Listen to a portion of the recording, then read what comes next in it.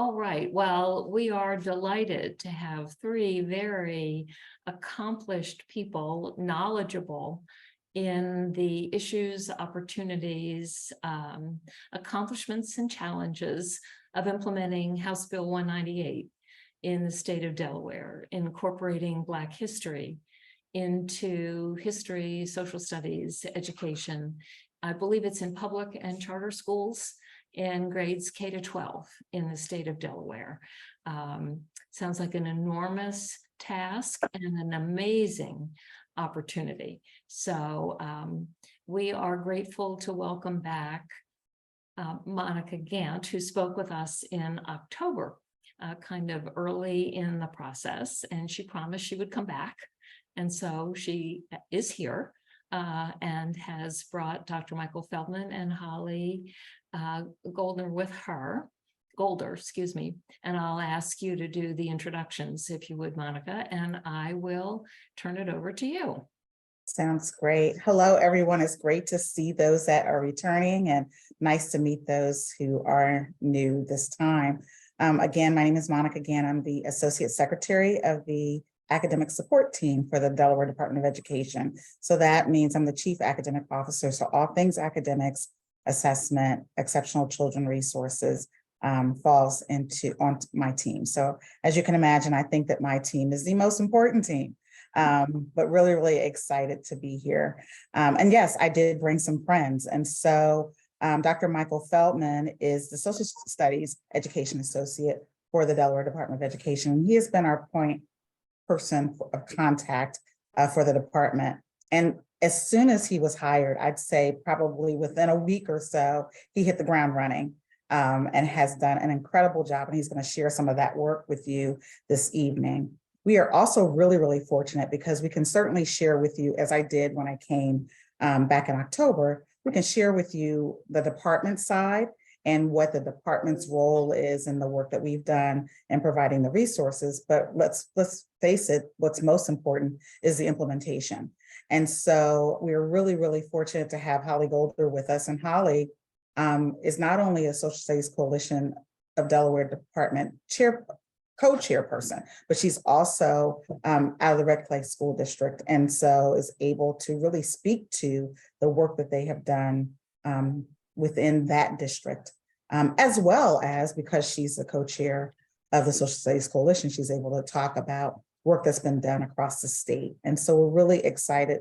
They're going to be the primary folks to share information with you this evening because you really want to know like what happened after I left, right? You really want to know, once those reports came in November, all the work that occurred with pulling all of that information together, the development of the report that went to the General Assembly on January 15th of 2023, and then what's happened since then as far as the actual admission. And so really, really excited to be able to share that information with you. And so with that, I'm going to turn it over to Dr. Feldman. And actually, both Dr. Feldman and Holly Golder, if you want to introduce yourselves, if there's something that I've left out that you want to make sure that the group knows about you, please feel free to share, and then we'll jump right in. I might do that along the way. Let's see whatever comes up. So thank you, Monica, and thank you everyone for giving us the opportunity to share important information about what I think is an historic piece of legislation for Delaware. So I'm going to share some slides, and I will actually, before I do that, let me drop them in the chat for everyone too, so you can have this later. And I could share this in a follow-up email as well. But if I go too quickly or there's a term that I use that you would like to revisit, if you click on that link in the chat, you will have that on your computer. Okay. And we will go to this window right here. So I have a couple monitors set up. So if you see me looking around, all right, that's what I'm doing here. All right. So let me go to my slideshow. And so thank you, Monica, for that introduction. So I started at the department in October of 2021, so just a few months after HB198 was signed into law. And it has dominated a lot of the work that I've done up to this point. And along that journey, I have found, I guess probably while I was figuring out what exactly my job was how to tell people and communicate to people what I do and also what the department does in education and curriculum, but then in particularly with HB198. So there's some terms that I think are important to understanding how the gears in Delaware's public education system work together when it comes to what's taught in classrooms. And I've also found that it not only leads to these terms, not only lead to a better understanding of HB198. Somebody needs to go. There we go.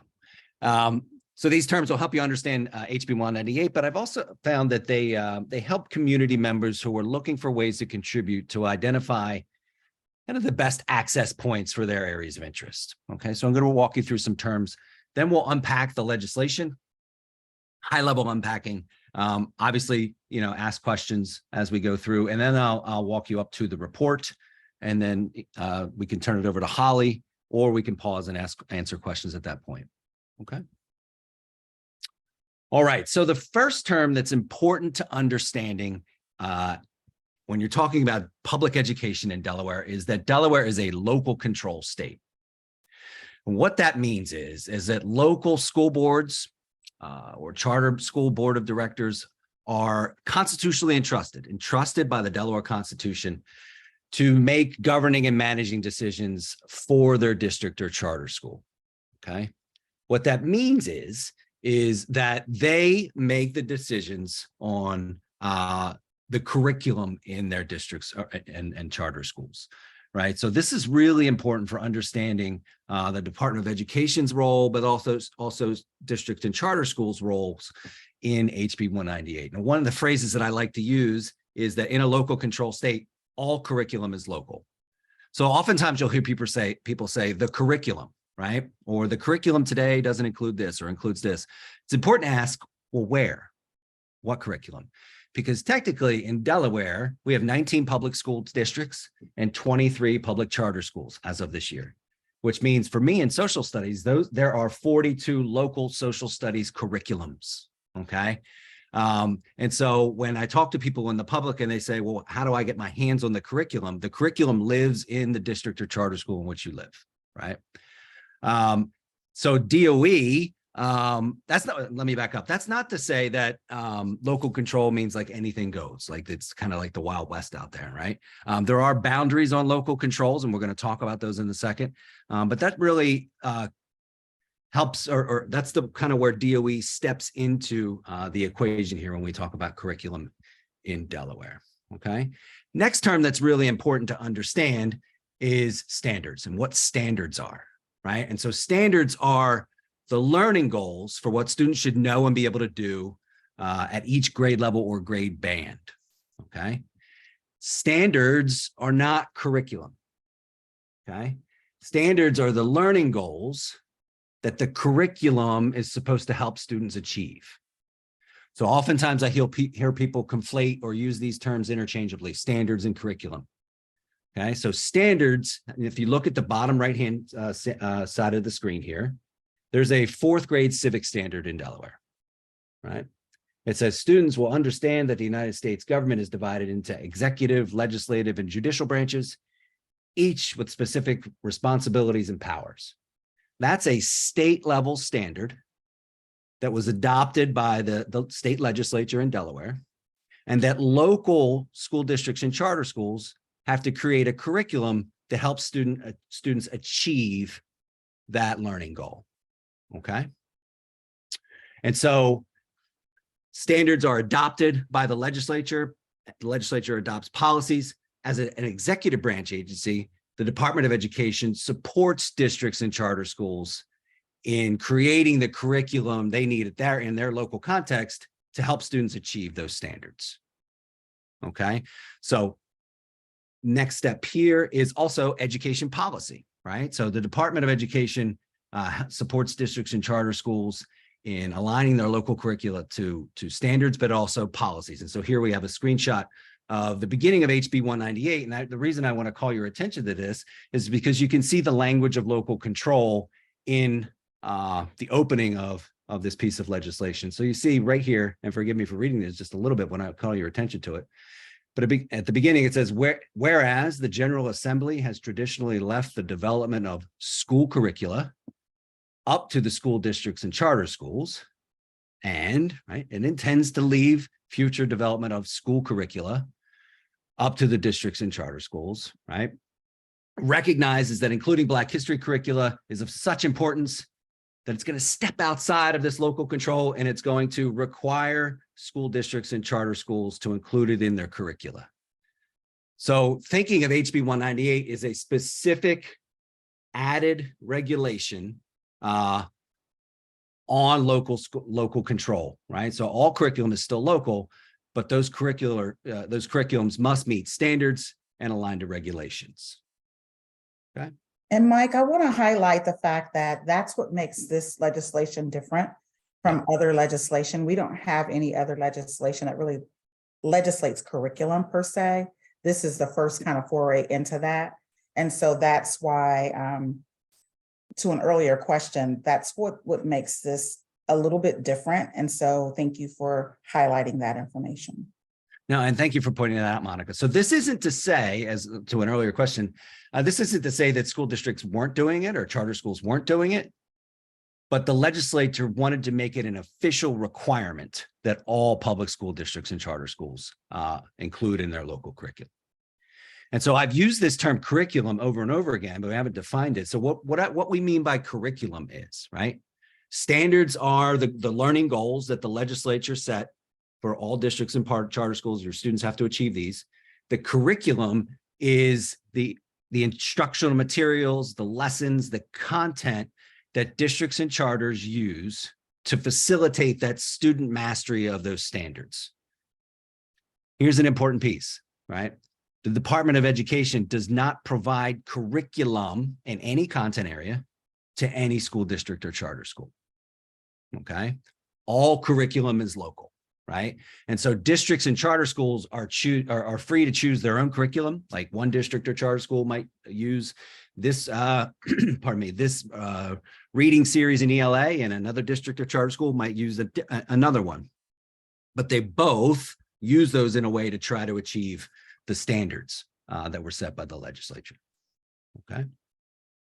One thing that's different in social studies for us in Delaware, which is common across this, the United States, is that in ELA, English Language Arts, and mathematics, and in science, we have national standards in Delaware.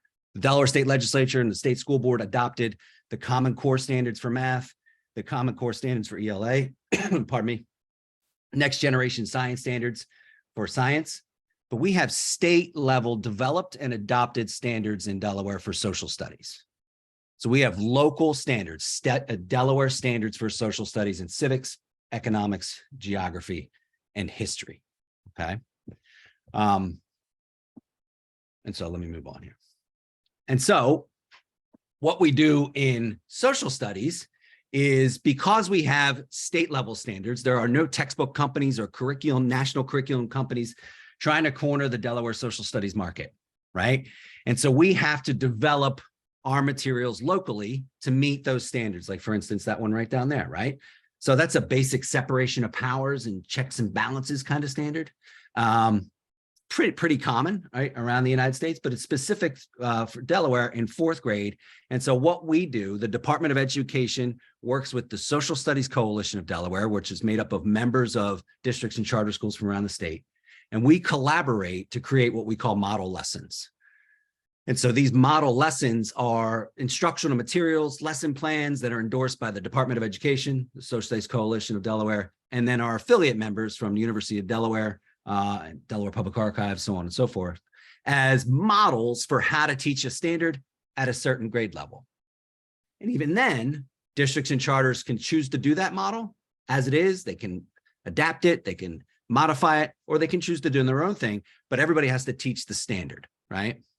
And so at the local level, you might have in Holly's school district, somebody that in 6th grade, and they just do all the model lessons in 6th grade.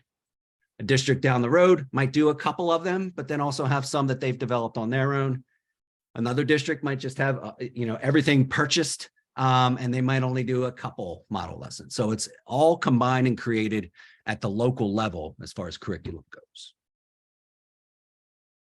Okay. And then one of the last terms here is culture responsive education. And so the department's commitment to culture responsive education predated my joining the department in October 2021. But it's a term that we use frequently, and it might come up tonight. But culture responsive education is simply intentionally acknowledging and valuing the diversity, contributions, and experiences of every educator and every student in our classrooms in Delaware, by giving them opportunities to see themselves and others in their learning, right? And so this definition and the graphic below it is based on the work of Dr. Gloria Ladson-Billings. And when you enacted a culturally responsive education in classrooms, it leads to academic achievement, cultural competence, and socio-political consciousness. Okay. And so those are the terms that I want to clarify here. So let's go into HB198. And before I do that, I want to call your attention to this little character here. Some of you might recognize him from Schoolhouse Rocks, right?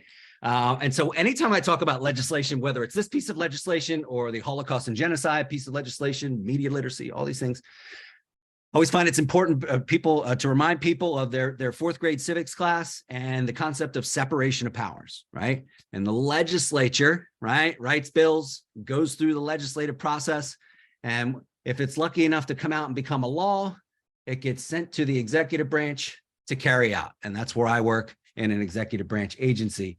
And so as an executive branch agency, we're responsible for administering state and federal law, dispersing funds, so on and so forth. But HB198 is a piece of legislation that originated in the legislature and then is up to the department to carry out. But in the legislation, it clearly defines what the department's role is and what the LEAs, or local education agencies, or districts or charter schools, those are all interchangeable, what their roles are.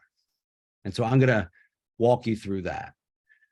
And so HB198 was signed into law June 17th, 2021. And in the legislation, it set implementation for this past school year, the 22-23 school year. And if you look around Governor Carney here, right, you'll see Sherry Dorsey Walker, who was lead sponsor of the bill, but you'll also see a lot of students. And in our work at the department, we've really tried to center student voice in implementation of HB198. And I shared this screenshot of a tweet with some district and charter leads about a month ago. But this is a tweet from Taraya Highland, who was one of the students who was behind the passage of HB198. And I wasn't at the department to hear this, but during the House committee hearings for the piece of legislation, students spoke for over 3 hours endorsing the passage of this piece of legislation. And you see on the right there, she is now at Howard University. She's a former St. George's Tech student. You see in her tweet there. Today, I was able to witness history with the signing of House Bill 198. This bill mandates Black studies in K-12 curriculum. I've been honored to help write this very monumental piece of legislation for the state of Delaware. Okay. And so what I did when I started, the first thing I did was, let me try to make sense of this piece of legislation. It's probably no surprise to you that legislation isn't, for education legislation isn't always written by educators. So you got to kind of figure out, maybe move some pieces around here. And so I created what I called these two sifts, and I'm going to walk you through this. Okay. And they are hyperlinked in this presentation if you ever want to go to those, but I have them screenshotted on these slides. And so the first thing I did was I dropped everything down into kind of 3 buckets. And I'm going to tell you what I know that's really small. I'm going to break it out for you on subsequent slides. But the first big bucket were these kind of all these curriculum and instruction requirements.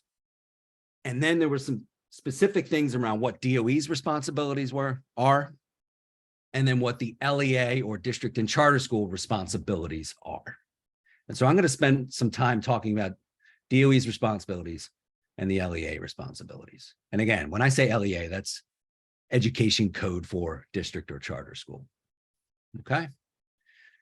And so let me start on the right-hand side of the screen here. So at the district and charter school level, this legislation requires that they provide Black history or instruction in Black history through curricula developed, either they develop it or they identify, right, by the district or charter school for grades K through 12. So this is expected to be enacted, Black history, in their curriculum, K through 12. They have to provide in-service training to support that instruction.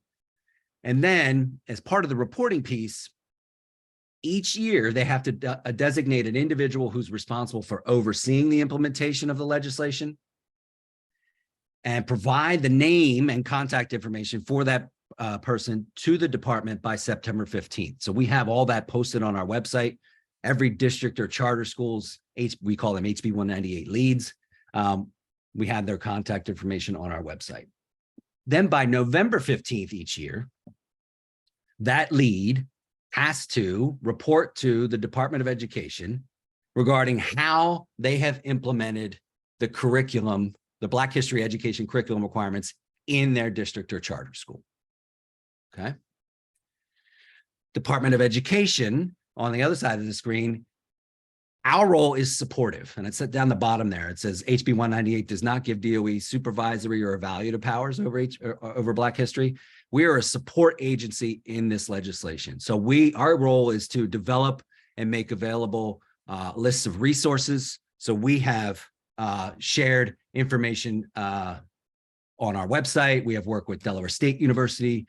We've worked with University of Delaware, provide model lessons, consult with these organizations along the way, and then we give a written report to the governor. We get the report from the LEAs at November 15th, and then we report by January 15th. Okay. And then just a couple more things I want to share with you. So I want to break out this bucket. So what is it? What do districts and charter schools have to teach? Right. And so what I did was I took this big piece here and I broke it out into three. And so when you sift that out, there's some things around why this bill is necessary. There's some things around how you should approach teaching, rely heavily on primary sources, make sure the material is age appropriate, so on and so forth. But really where we spend a lot of our time, this is the why, this is the how, and really most of our time is spent on the what, the minimum content requirements, right? And so on this slide here, these are the minimum content requirements across K-12 that districts and charter schools have to include somewhere in the curriculum. Now, I work in social studies, Holly works in social studies.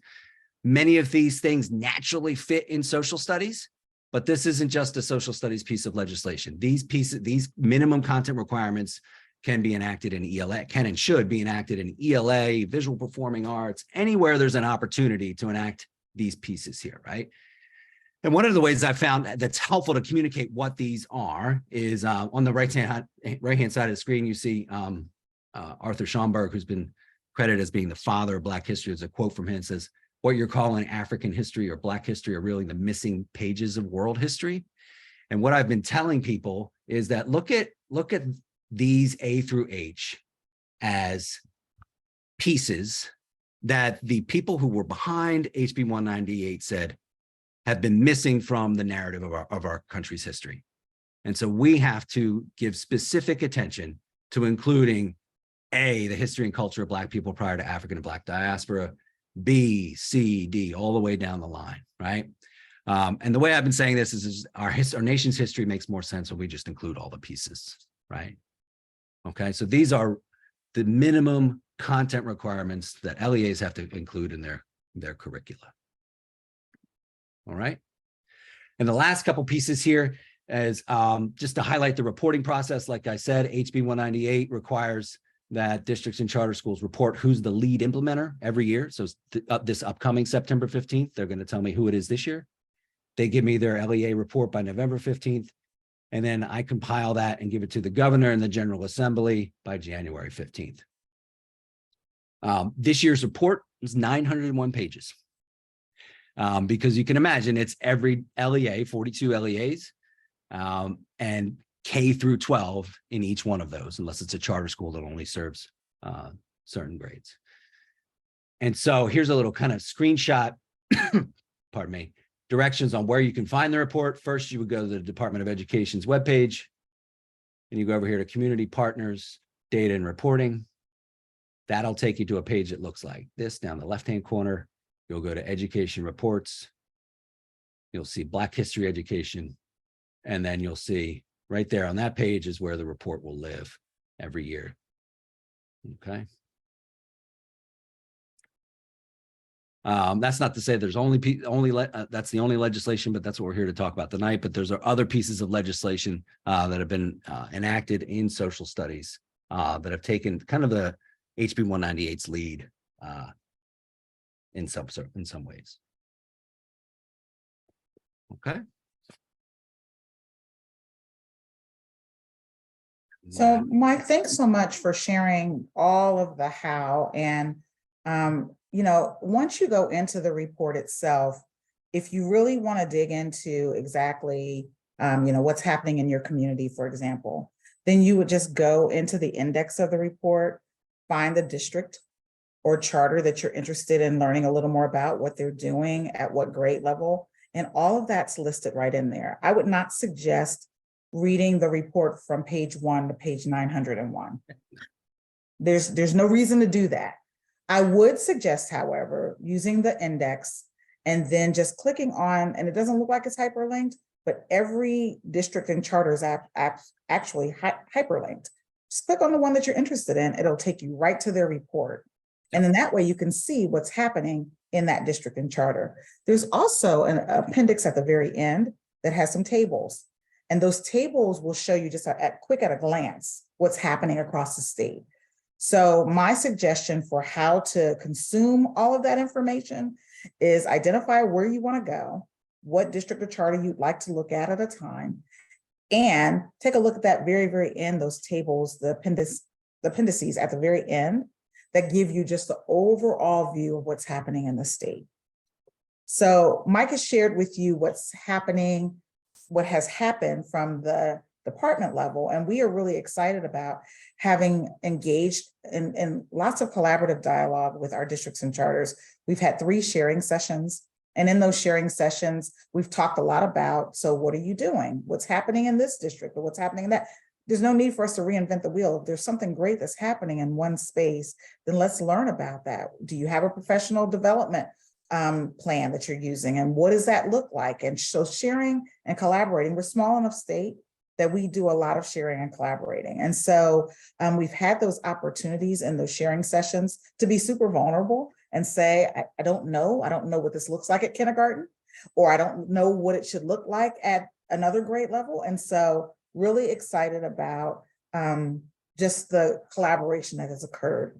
And so that's why I'm really happy that Holly is here, because she can really dig into, so what does it look like? You know, we've talked about what it should look like. What does it really look like when you kind of, you know, pull the covers back? And so Holly, if you'll go on and share information from the district level. And real quick, before you get started, Holly, I dropped in the chat for everyone, the link that takes you right to the report. So you can go right to that sometime later. All right. Great, thank you.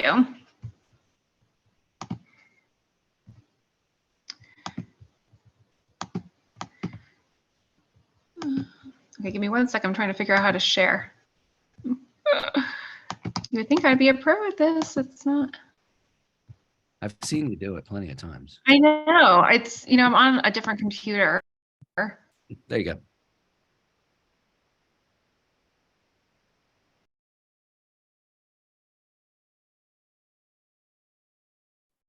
You're on mute for some reason, Holly.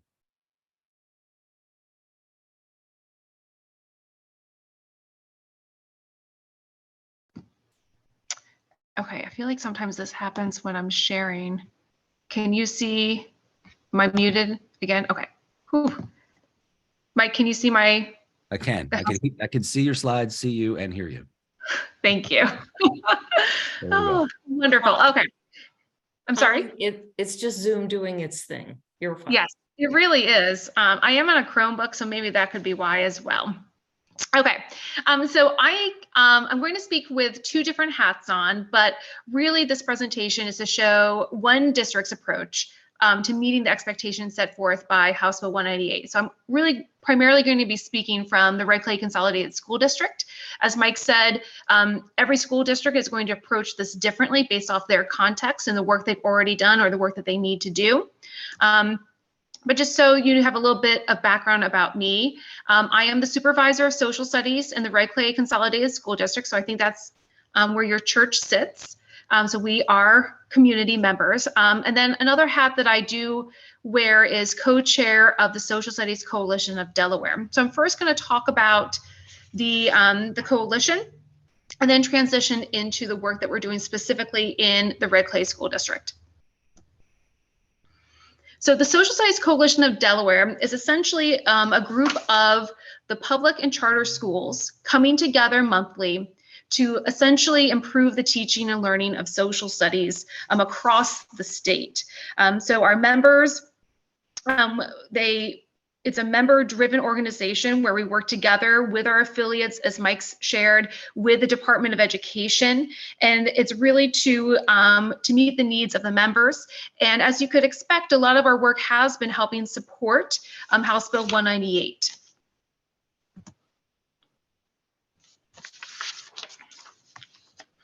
So our mission is listed here, and it's to support the creation of the highest quality social studies instruction for the K through 12 students in Delaware.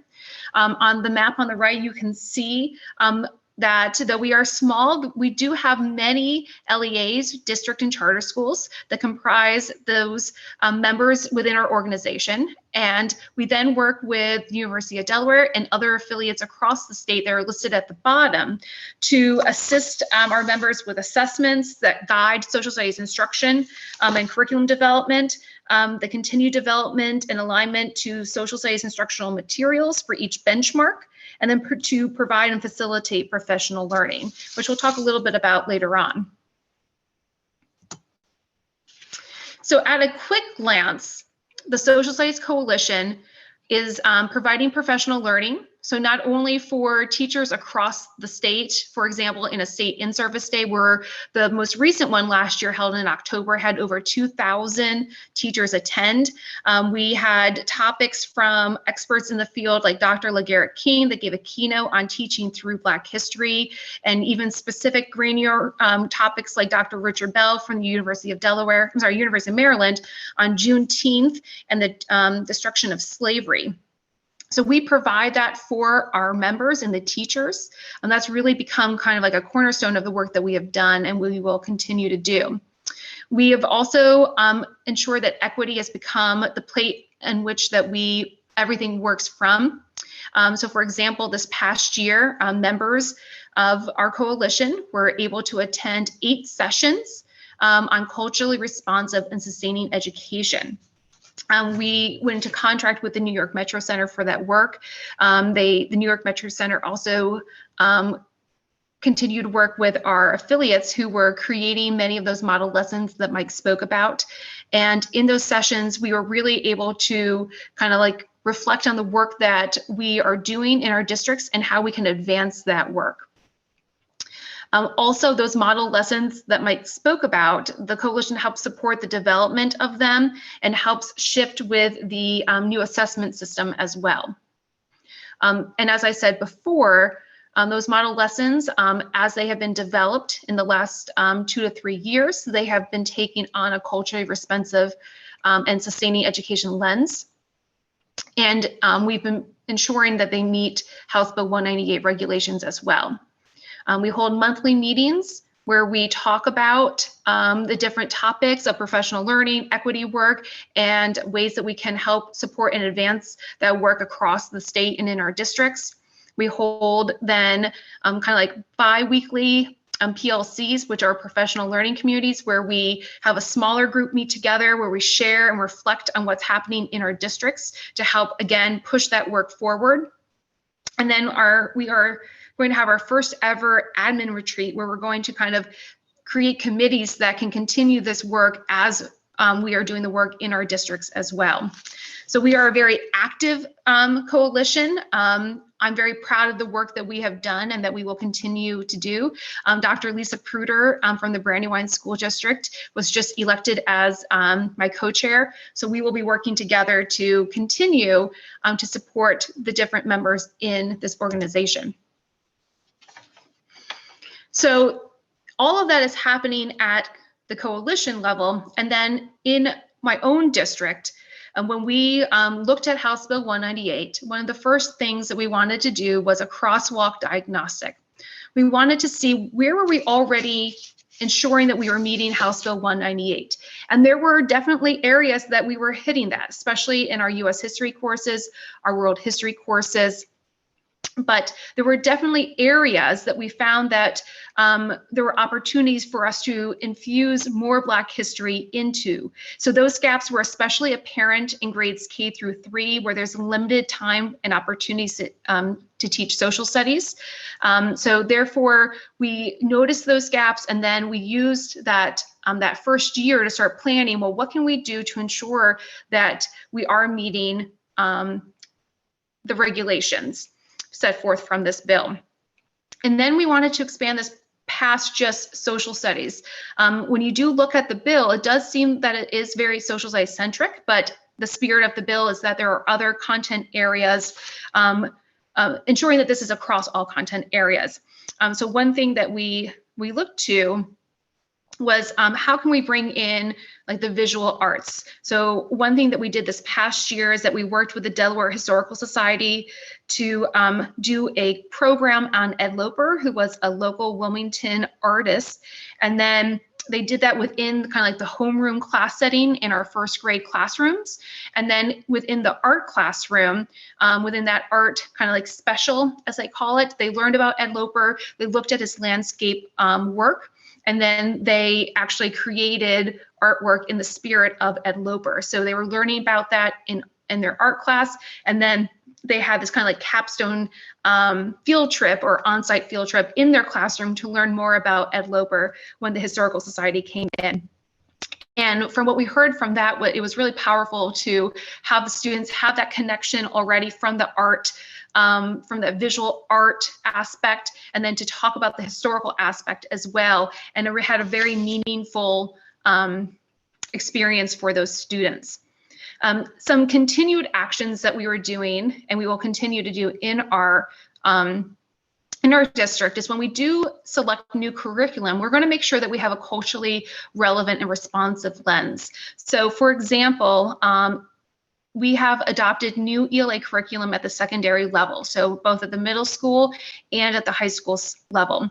And we ensured through teacher focus groups, through the piloting of those materials, and then using rubrics that those curriculum, one, had entry points for House Bill 198, that they were culturally responsive. And then, for example, we purposely selected units in our middle school ELA curriculum that meet House Bill 198. So for example, in 7th grade, there is a unit on African American literature. And that was all things that we would have done, but House Bill 198 allowed us to have that conversation about, well, what are the other content areas and how can they bring and meet this bill? And then for professional learning, we were the first district to have a director of equity in our school district. And as a result, equity has definitely been an essential component of our professional learning and many of the things that we do. And it has continued to grow with an added emphasis in our teaching and learning and in the curriculum that we use in our classrooms. So some of the professional learning that we have done in the past is how to have conversations about race. So we had the author Matthew Kay come in to talk about that, taking a culturally responsive lens to social studies instruction, ELA culturally responsive text selection. And this is these are actions that we've done in the past and that we have continued to grow throughout this past year, and then we will moving forward. So as I said earlier, and when we look at like specific actions that you can see in the classroom, and I will speak first from social studies, and then I'll give an example from mathematics, is that especially in that K through 3, we didn't see as many opportunities that we were meeting House Bill 198. So we went in and we worked with a company to purchase diverse book collections. So ensuring that we had text selections that not only met House Bill 198, but also provided other windows, mirrors, and sliding glass doors to allow students to learn about themselves and about other students. But these are two that we are purposely creating lessons on, these two picture books in our K through 3 classrooms. And then we are ensuring that they are being implemented in our curriculum by placing them in as instructional lessons. So we have developed lessons, they are in our curriculum, in our pacing guides, and then we will be rolling these out again to our teachers with professional learning this August. So Before She Was Harriet, that is a book that we have created for kindergarten, and we have that in our history unit. So where appropriate, we have found connections to our social studies benchmarks. So in this one, we're learning about chronology, and we're kind of doing a timeline of Harriet's life. The book on the right, Pies from Nowhere, is a great picture book. I learned about this book from a social studies coalition of Delaware sponsored professional learning with Donovan James. And this picture book, we created a lesson plan to meet our civics standard in kindergarten, working together as a group. And also we're using it again in second grade with our essentially during our ELA time when they're learning about Rosa Parks and then this is kind of expanding that idea to other people that were involved with the Montgomery bus boycotts. And as I said, we've really worked to move this past just social studies. So the example on the right is an example from mathematics. So people who say that this can't live in mathematics, I challenge you to find those opportunities and connections. So in our elementary curriculum, we start off with 10 days of kind of like learning about the principles of mathematics, and students are developing their sense of being a mathematician.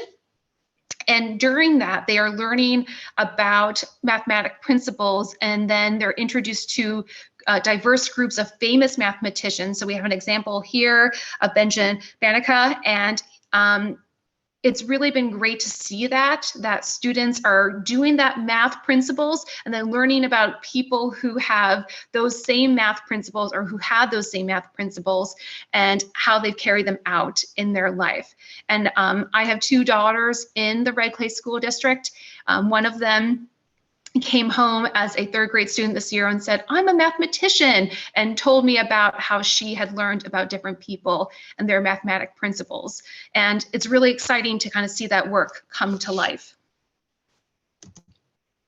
And then at the secondary classroom, we definitely had more entry points with House Bill 198. We were already kind of meeting those, but we really ensured that we were and kind of codified them in our pacing guides by updating them, by having discussions and reflections on what we were doing, and assuring that we had a much wider lens of, for example, US history.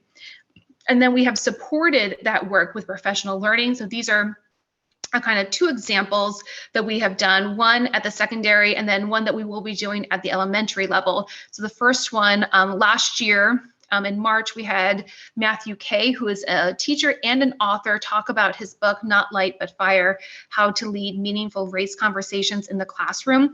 This was really resonated with our teachers because not only was he the author of this book, but he was speaking to them on his planning period from Philadelphia. So that really, like, the teachers were like, okay, this person, he gets it. He's in the classroom, he's local, and having these conversations in his classroom. And the teachers actually asked him to come back. So we're inviting him back in August. And then this upcoming August, we're also focusing on our elementary teachers. We are having Donovan James come in, who is a PhD student at the University of Delaware, and she's a fellow at the Center for K through 12 Black History and Racial Literacy Education, focusing primarily on elementary social studies and Black history. So she's going to come and support our teachers with the implementation of those different lesson plans and picture books that I highlighted on the earlier slide. So that is some of the work that we have been doing. This is definitely work that we are committed to and we will continue to do, and that it's not kind of like a one and done. Each year we will take the opportunity to reflect on what we have done and move forward with a continued commitment to this. And Holly, I really want to thank you for really highlighting the fact that this is not just social studies. I know we have said it, but I do want to say we started with social studies and history because history was in the name of the legislation. It was a really good place to start. But our educators have really embraced that this really does occur and it's integrated across all curricular areas. And so really identifying and being really intentional about your selection and curricular materials. Thank you for highlighting that as well. And so, I know that we shared lots of information this evening, but hopefully you found that really, really insightful to know, first of all, what we did at the department, but also what does it look like on the ground level. And so, Sue, I'm going to turn it back over to you if there's any questions. I know that we're getting shorter on time, but I certainly want to open that up.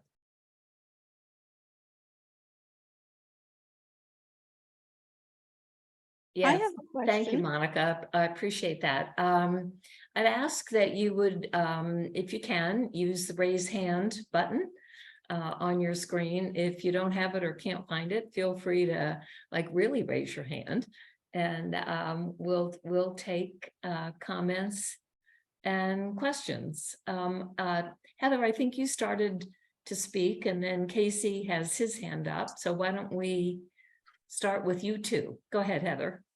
All right, thank you. Wonderful presentations, everyone. I'm a brand new, going to start this in just a couple days in July, principal at the Servium Girls Academy, which is a private school in Wilmington that serves just 40 to 60 girls. And I wondered if opportunities like being a part of the Social Studies Coalition is open to private school teachers and administrators if they would like to, get involved in the work that the public school and charter schools are doing. So typically the coalition is public schools. But what I have found, so before I came to the department, I worked at the University of Delaware. And the affiliate members of the Social Studies Coalition do work in private schools as well. And so I could share information with you about who to contact at the University of Delaware. But the bylaws and the social, and I'm sorry, speaking for the coalition, I was also co-chair before. So the bylaws that do limit just to public school members, but that doesn't mean that you can't work with who the coalition works with. Okay. I see. That's too bad. I hope that you will consider changing your bylaws, because I think there's a lot of need in private education for understanding about how we can fit in cultural competency and Black history into our curriculum. Thanks. Thank you, Heather. And a solid request. And I hope there's some opportunity for action there. Casey? Thank you. Thank you for a very comprehensive presentation. I have two kinds of questions. The first one is, are there general patterns? None of us has read this long report that you talked about, obviously. And so I just wonder if there are any general patterns you are seeing as you look across the full sort of spectrum of schools that are doing this work. And the second question is about resources.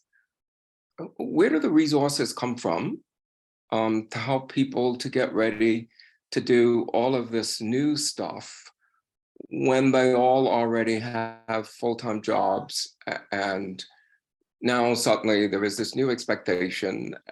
And where does the resource support for that come from? So I could take the report piece if you want me to, Monica, and then Sure. And Holly, you can share from an LEA level, or coalition level about the resources. So I had the know what you would say, the opportunity to read every one of those LEA reports. And so if there's anybody that can pick up on the pattern, it's me. And also, that also put me in position to have opportunity to have conversations with all those people as well. The first thing that I would say is that all districts and charter schools are stepping into this work, knowing that this is not a one and done, like Holly said, that this is something they're going to grow into and grow through. And that this year's upcoming report will be different than last year's report.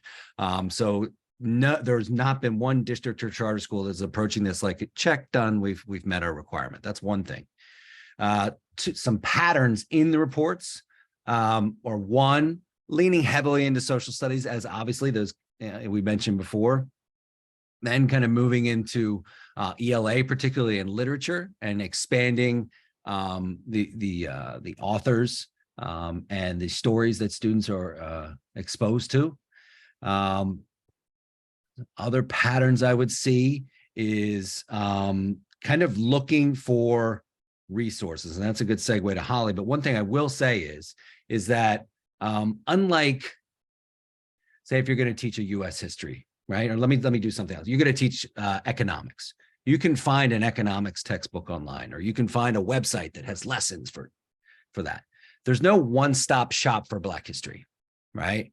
And so what has had to happen is districts and charter schools have had to rely on each other through the coalition to do that. And Holly, you can speak to that. And Holly, before you jump in, one other thing that I want to share.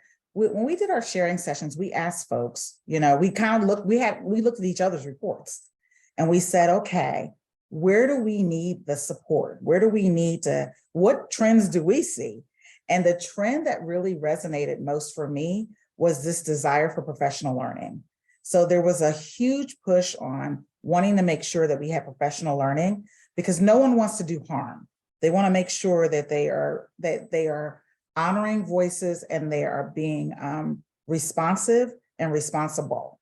And so that piece, as well as, and I think Peggy said it in the chat, looking at it across curriculum, like not just across content, not just in social studies, but what does it look like in history? What is our science? What does it look like in math? What does it look like in visual and performing arts? And so all of those different pieces, that really was a trend where folks were talking about that work.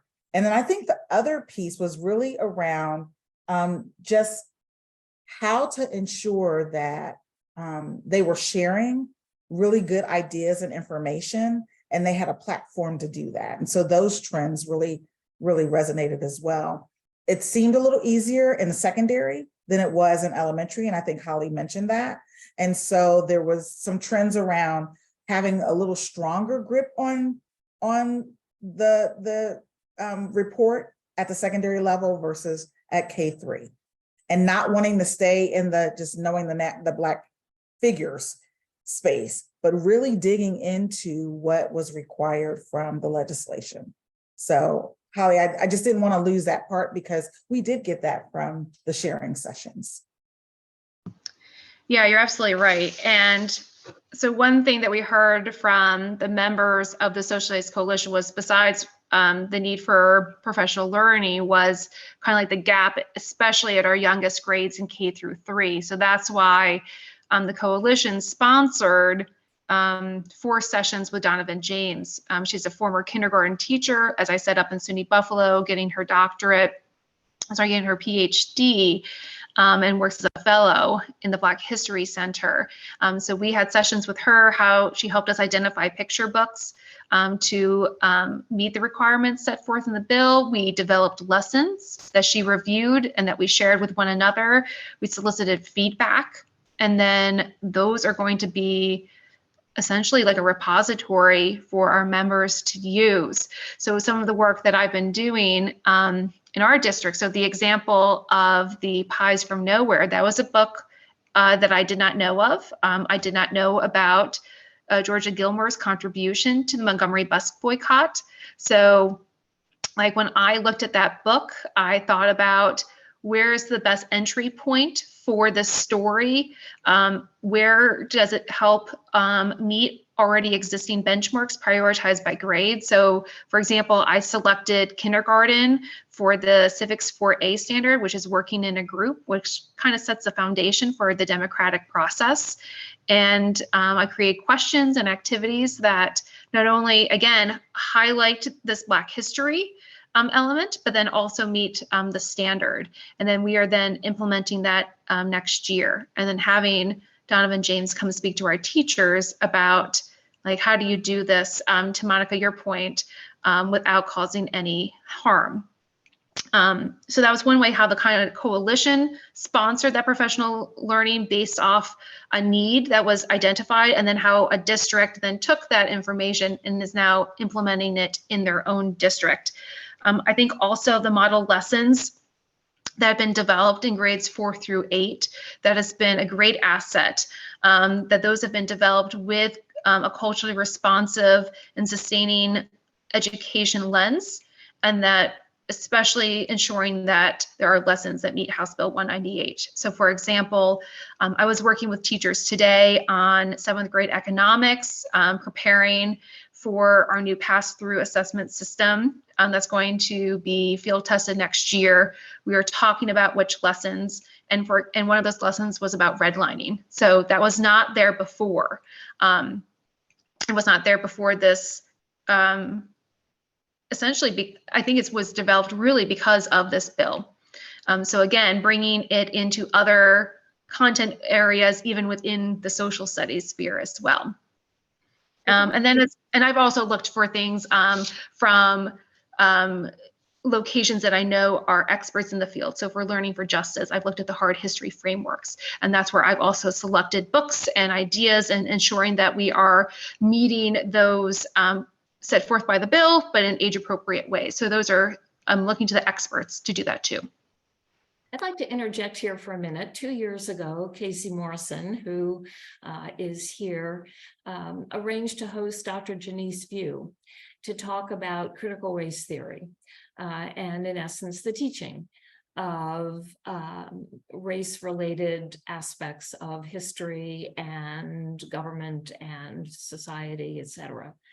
And I recall very clearly one of the major points that she made was that in adding this curricula to classes, one of the most essential pieces is ensuring that the teachers, the educators, have the support and the resources and the training to do it effectively. You know, I hear what you're saying about make sure you do no harm, but, you know, for some educators, this is a natural progression and not difficult.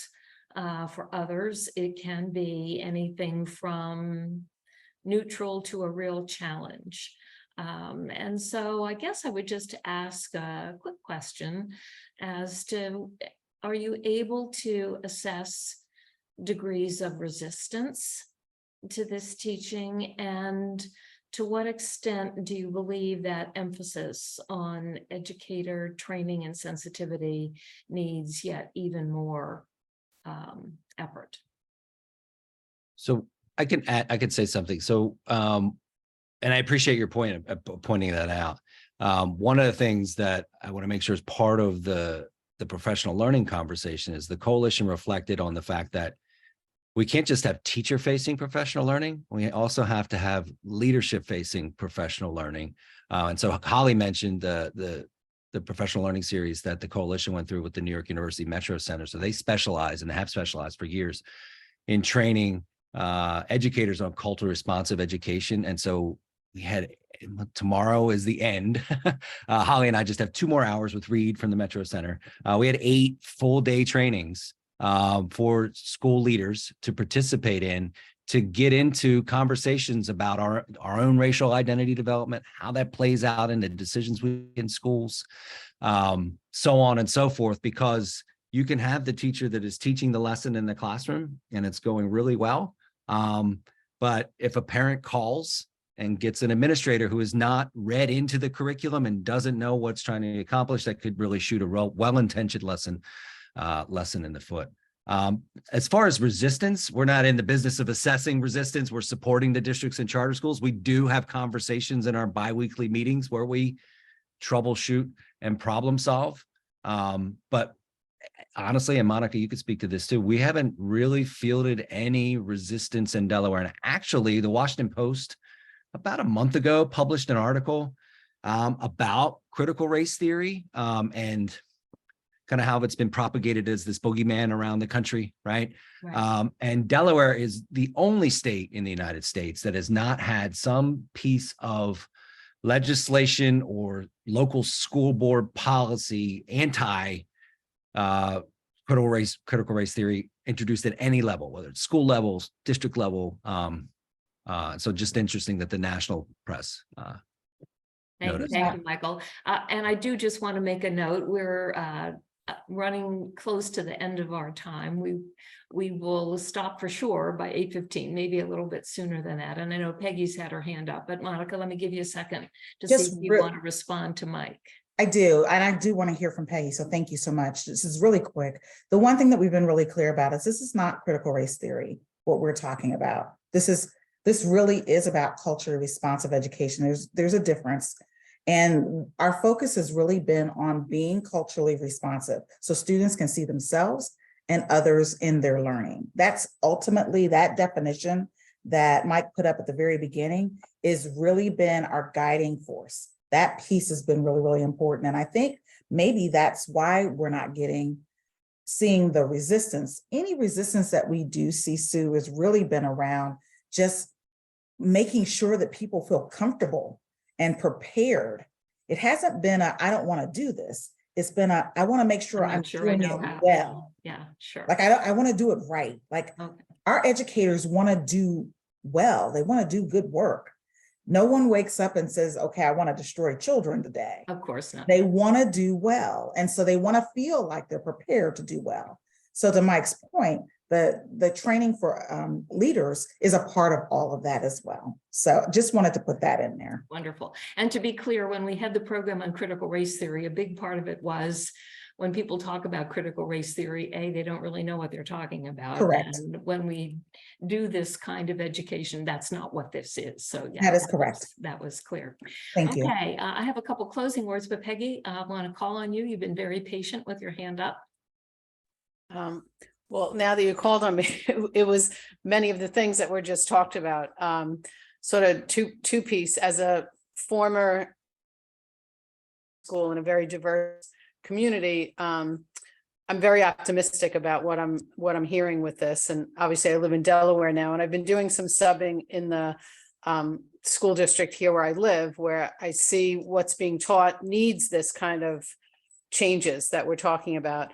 But I also wonder, besides the resistance of the teachers, which you've just, spoke to, how about resistance from parents? You hear that in so many other parts of the country. You're making our white children feel guilty. None of this is age appropriate for my young child.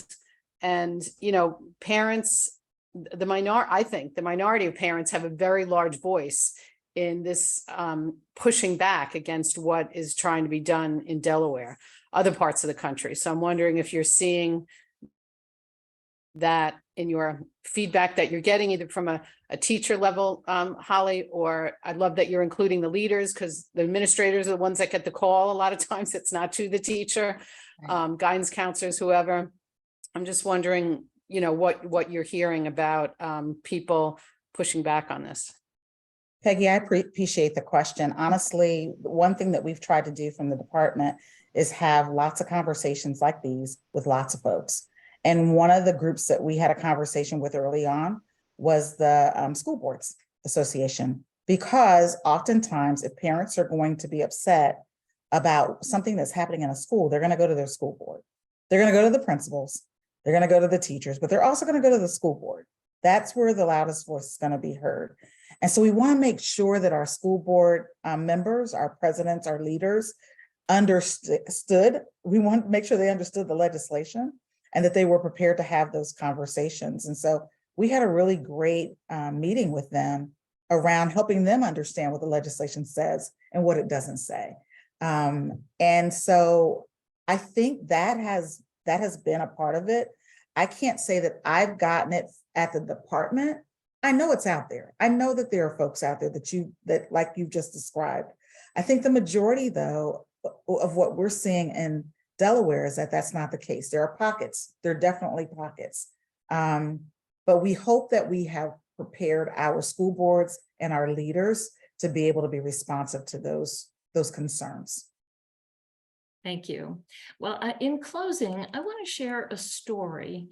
I was struck by what Holly said about K-3 and the challenge of that particular age range. I teach a class, a 6-part series called Racism in America, the history we didn't learn in school. And I have taught that series 3 times at the Osher Lifelong Learning Institute at the University of Delaware, among other places. But my co-leader of that class is Lou Martin, an African-American. He is the head of the online curriculum planning for OLLI. And at the end of a class, he related his experience in 1st grade when the book that they were reading was Fun with Dick and Jane. And the white students in the class had a copy of the book. The Black students did not. The white students read from the book. And when the class was over, they would put the books back on a particular shelf. And during the course of the day and time, kids had a chance to look at books, but he and his African-American friends were not allowed to pick up Fun with Dick and Jane. Instead, there was another shelf that had copies of Little Black Sambo. And that was the book that the African-American students were allowed to touch and allowed to read.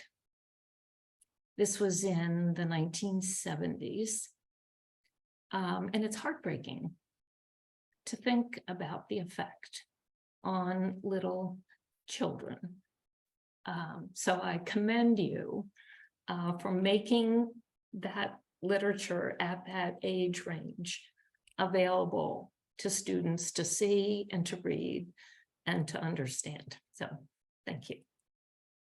And thank you, Monica, Michael, and Holly, certainly for being here tonight. It's been a very informative and I would say hope-filled program.